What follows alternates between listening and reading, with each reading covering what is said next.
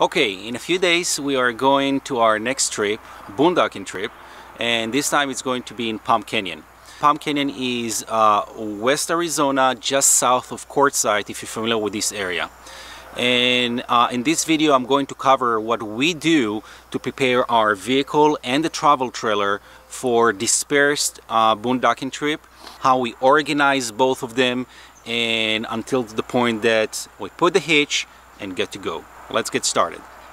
Okay, so the first thing that we do is clean up, and really clean up start already from the end of the last trip. The reason for that is we have to remove all food from the trailer, so we take advantage and clean everything else. All surfaces are being cleaned with soap if possible, and the countertop, and all cooking surfaces are being cleaned, including the oven and the stove, the microwave, and then the refrigerator, and all cabinets and drawers are being emptied and vacuumed. This is very important. We don't want to leave any crumbs. It's not enough just to take the food out, but we make sure that there is no leftovers, small or big. The same thing goes to the bathroom and all other storages. Only the things that they are necessary stay over here. And when we're done with that, the trailer is ready for storage. So the next thing that I do is take down everything from the truck. Everything that I have in the truck and the trailer passed through comes out, and I'll show you over here what I had to do. It's already completed. So my tools, my tool bag, the generator. If the generator past 50 working hours, I will do maintenance too. My miscellaneous bag, everything comes down, and then I clean up the bed of the truck, and then I sort my tools, I clean up everything, and I put it back. That way I also refresh my memory what exactly I have and put everything where it belongs. The same go to the trailer pass-through.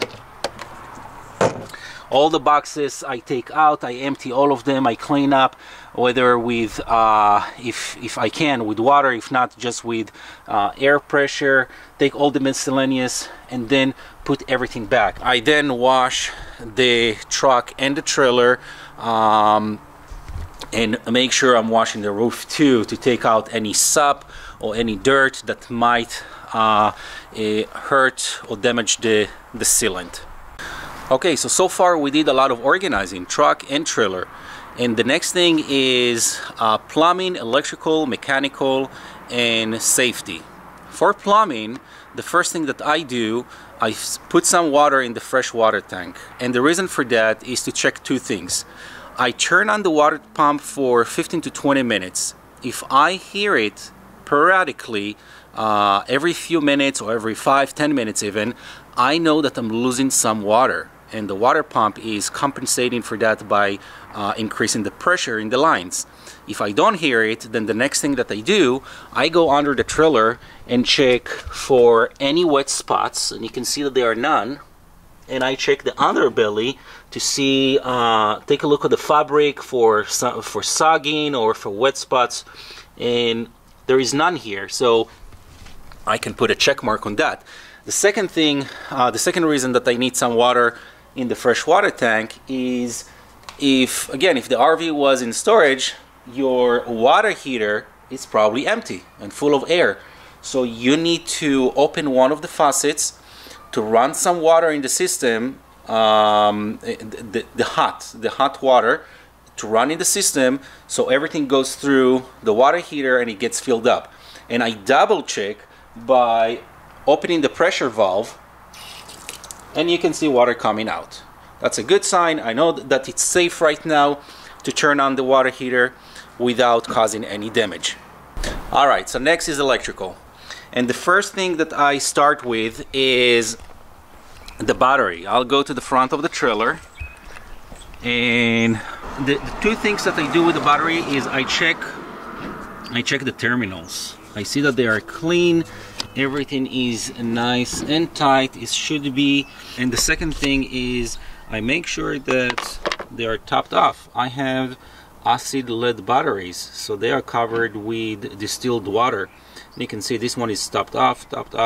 This one is missing some water, and I'll add a little bit, and I'll check all of them and use glove. It's acid.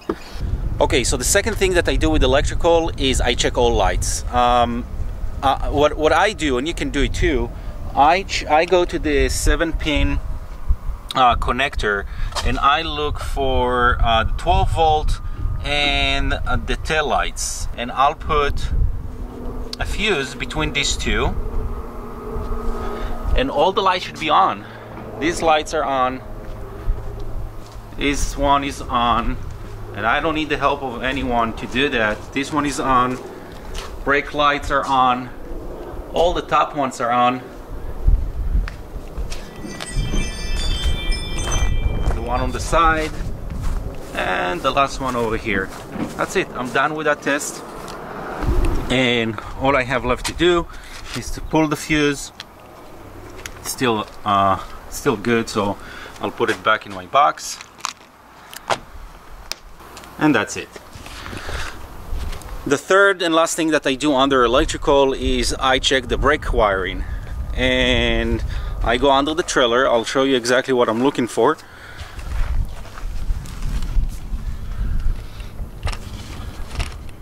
This is what I want to check. These ones are filled with silicone. They're weatherproof, so I make sure that they are tight. The zip ties are in the right place. You know, they get dry, they fall off. The same to the other set over there, all the way to the back. And if it looks good, then I'm done with the electrical. Okay, I know that I said 3 things, but I do one more thing, so let's call it 4. And I check the fuse box. If I have any fuse over here that is bad, it would light up.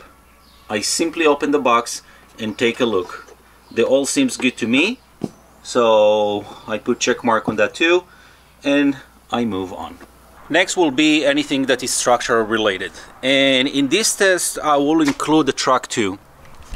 I would look under the truck. There is no much to spot besides maybe leaks or major damage that could pose the safety concern, but I will take a peek.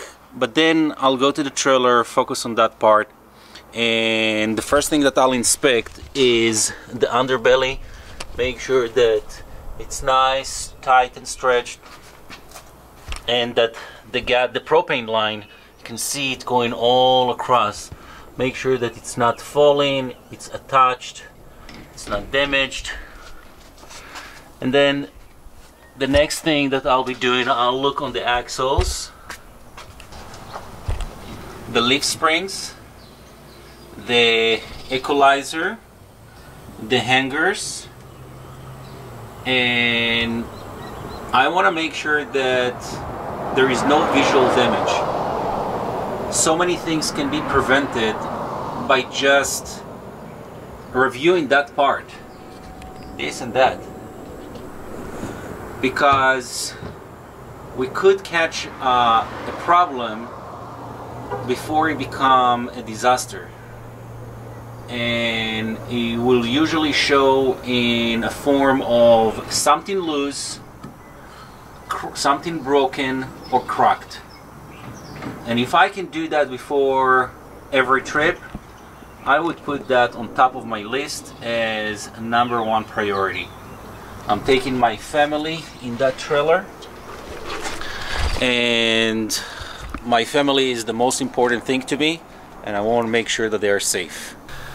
Okay, we are done with all the testing, finally. And if you're wondering what happened to the safety category, it's really part of everything that we did. Checking under the trailer, the suspension, the axles, the lift springs, checking the lights, that's safety related, the battery that could help us to brake the trailer on emergency event. And now I'll move to everything else that we do before a boondocking trip, and I'll start with sanitizing the freshwater tank and topping it off. including 6 jerry cans that we carry with us in the truck. I will take about half a cup to 3/4 cup of bleach. I will put half a cup over here in the fresh water tank. You can do that with a funnel if your water inlet doesn't have enough angle. And I'll go and put a little bit on each one of my jerry cans. It mixes everything. And I'll put half a gallon over here in each.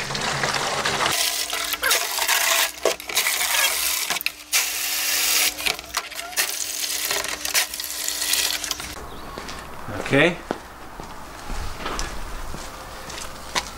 and 5 to 8 gallons over here.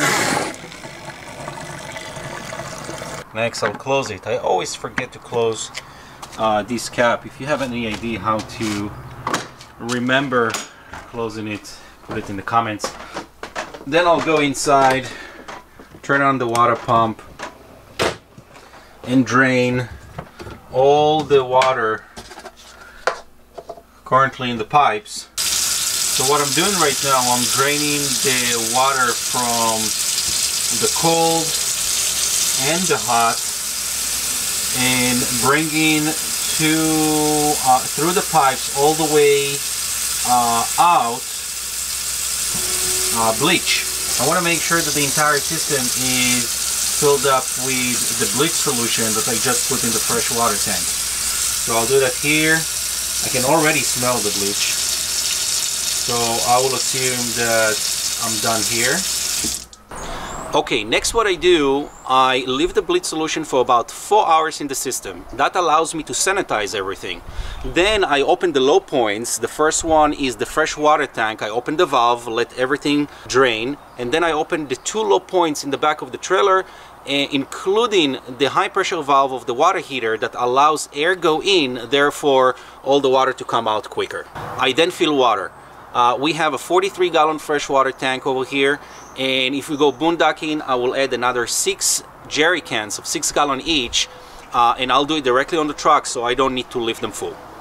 Okay, quick pause. I would like to explain how preparation for a boondocking trip is different than any other trip.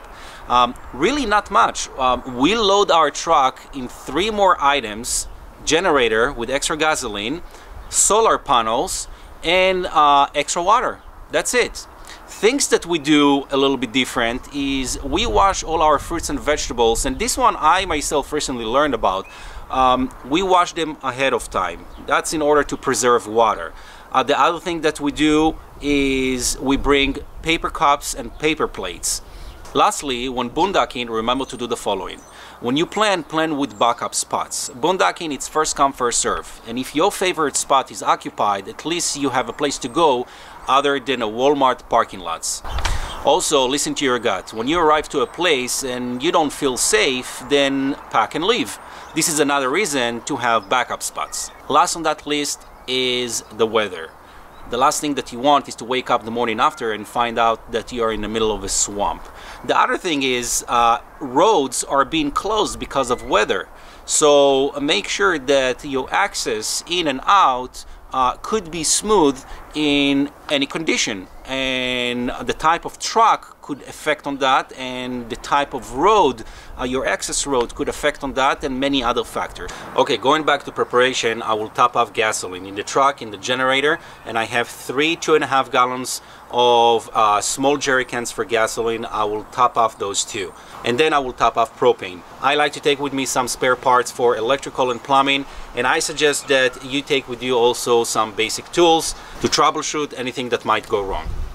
So this is where Velvet goes in and load the trailer. She loaded it with clothes, food, water, activity for the kids, toiletries, and of course make the beds and make it look cozy and homey.